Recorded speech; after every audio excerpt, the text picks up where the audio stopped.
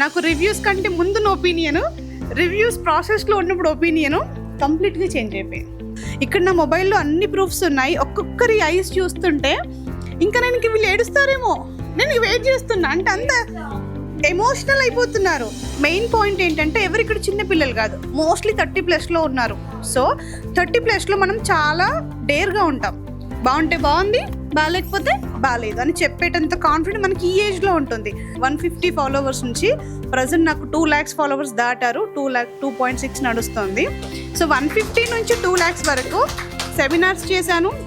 International artist అని పిలిపించి కూడా 1 day సెమినార్స్ 10,000, 11,000, 15,000 కూడా తీసుకుని సెమినార్స్ చేశాను. ఎక్కడ కూడా ఒక్క రివ్యూ కూడా ఎవరు హార్ట్ఫుల్గా ఇవ్వలేదు ఇంతవరకు. అంతా మేము చెప్పడం, వాళ్ళు సరే అనడం, పైకి వెళ్ళిన తర్వాత బాగుంది అంత శాస్త్రానికి ఇవ్వడం తప్ప. ఇక్కడికి వచ్చి కూర్చున్న తర్వాత నిజంగా నా హార్ట్ మెల్ట్ అయిపోయింది. ఇంకా అంటే నాకు రివ్యూస్, నా పనే రివ్యూస్ బేసిక్గా. అంటే నేను వచ్చానా, రివ్యూస్ తీసుకున్నానా, నాకు కొన్ని క్యాప్చరింగ్ ఉంటుంది అంతే.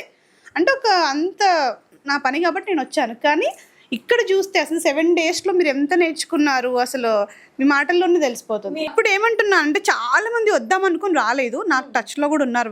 వాళ్ళందరూ ఏం మిస్ అయ్యారనేది నాకు ఇప్పుడు తెలుస్తుంది.